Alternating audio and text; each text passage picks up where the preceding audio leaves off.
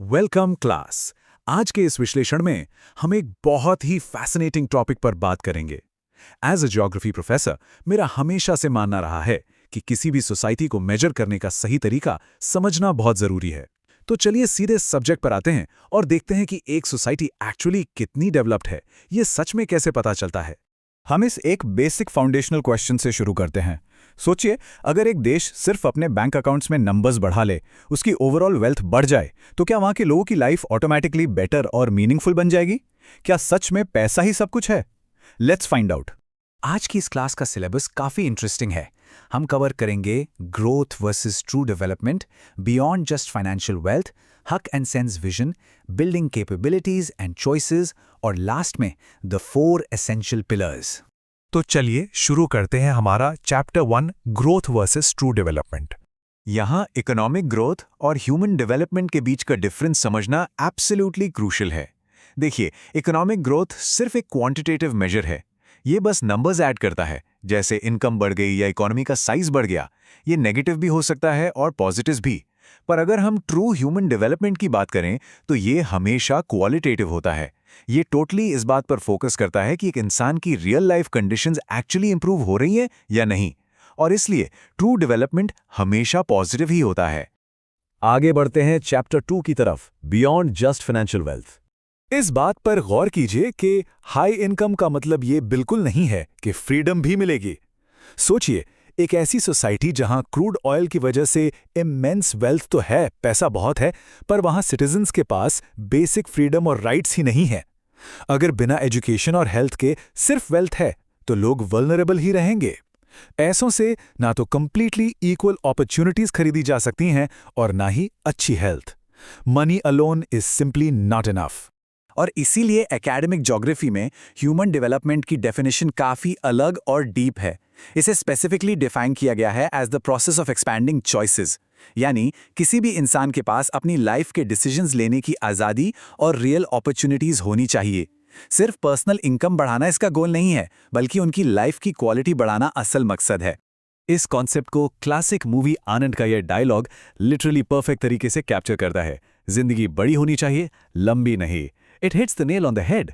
सिर्फ सालों तक जिंदा रहने का क्या फायदा अगर उस लाइफ में कोई पर्पस, हेल्थ, कैपेबिलिटीज और रियल जॉय ही ना हो, है मां? मूविंग ऑन टू चैप्टर 3 हक एंड सेंस विजन। यहां हम उन 2 विजनरीज से मिलते हैं जिन्होंने इस पूरी फील्ड में एक मैसिव पैराडाइम शिफ्ट लाया। डॉक्टर महबूब उल हक, जिन्होंने 1990 में ह्यूमन डेवलपमेंट इंडेक्स यानी HDI क्रिएट किया। उनका मेन फोकस था लोगों की लाइफ चॉइसेस को बढ़ा करना। और उनके कोलीग प्रोफ अमर्त्य सेन, जिन्होंने कैपेबिलिटी अप्रोच डेवलप किया।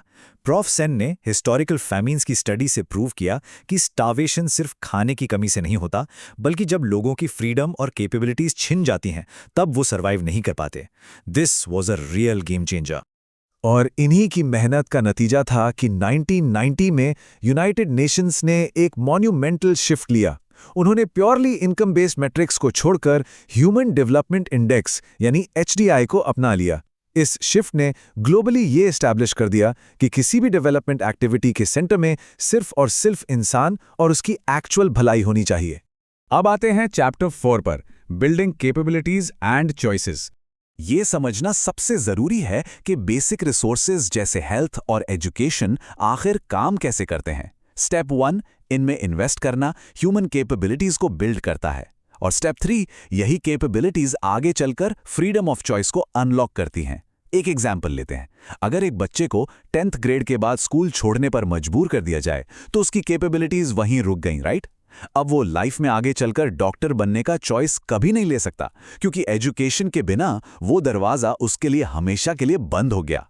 इसीलिए ग्लोबली इस ह्यूमन डेवलपमेंट को एक्यूरेटली मेजर करने के लिए HDI ने अपनी वेटिंग सेट की है। इस इंडेक्स में हेल्थ को 33.3%, एजुकेशन को 33.3% और स्टैंडर्ड ऑफ लिविंग को 33.4% इंपॉर्टेंस दी गई है।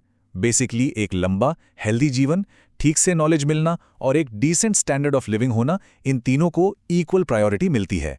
लेकिन सिर्फ पॉजिटिव साइड देखना पूरी पिक्चर नहीं दिखाता।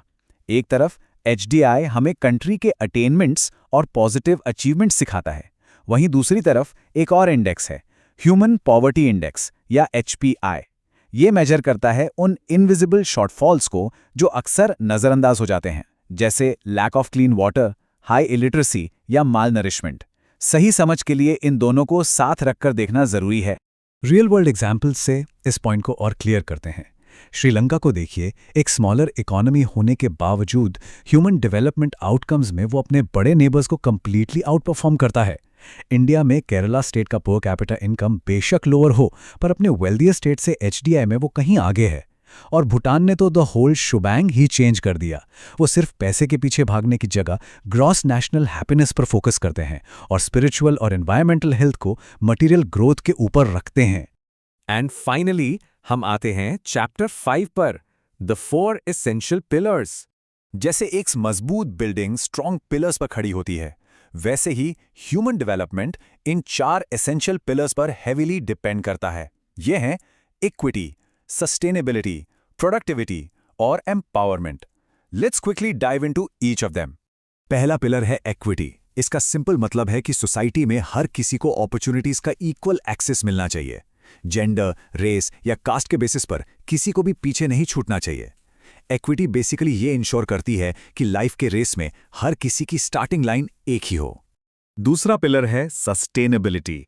ये एक प्रॉमिस है फ्यूचर जनरेशन से। हम आज जिन एनवायरमेंटल और फाइनेंशियल रिसोर्सेज को यूज कर रहे हैं, वो इस तरह यूज होने चाहिए कि कल आने वाली जनरेशन के लिए भी बचे रहें। करंट डेवलपमेंट कभी भी फ्यूचर रिसोर्सेज को डिस्ट्रॉय करके नहीं होना चाहिए। तीसरा पिलर है प्रोडक्टिविटी। यहाँ प्रोडक्टिविटी का मतलब फैक्ट्रीज या मशीन से नहीं, बल्कि ह्यूमन लेबर और कैपिटल को एनरिच करने से है। जब एक नेशन अपने लोगों की हेल्थ और एजुकेशन में हेविली इन्वेस्ट करता है, तो सोसाइटी का ओवरऑल आउटपुट लॉजिकली स्काईरॉकेट करता है। जापान की डेवलपमेंट इसका एक परफेक्ट एग्जाम्पल है। और आखिरी पिलर है एम्पावरमेंट। एम्पावरमेंट का मतलब है लोगों को, खास करके उन्हें जो इकोनॉमिकली या सोशली डिसएडवांटेज्ड ग्रुप्स से हैं, अपने खुद के चॉइसेस बनाने की फ्रीडम देना। एक एनवायरनमेंट क्रिएट करना जहां मार्जिनलाइज्ड लोग अपनी लाइफ का रास्ता खुद चुन सकें। तो आज की इस क्लास के एंड में चलिए इस एक प्रोफाउंड क्वेश्चन पर विचार करते हैं। अगर सिर्फ बैंक में पड़ा पैसा या फाइनेंशियल वेल्थ एक बेटर सोसाइटी और ह्यूमन डेवलपमेंट की गारंटी नहीं दे सकता, तो हम आखिर अपनी सोसाइटीज बिल्ड किस लिए कर रहे हैं? Ponder over this. अगर पैसा सिर्फ एक टूल है, तो हम एक्चुअली उन टूल्स को एक मीनिंगफुल, आज़ाद लाइफ बिल्ड करने के लिए कैसे यूज करेंगे? ये सोचने वाली बात है। मिलते हैं अगले विश्लेषण में। Keep learning.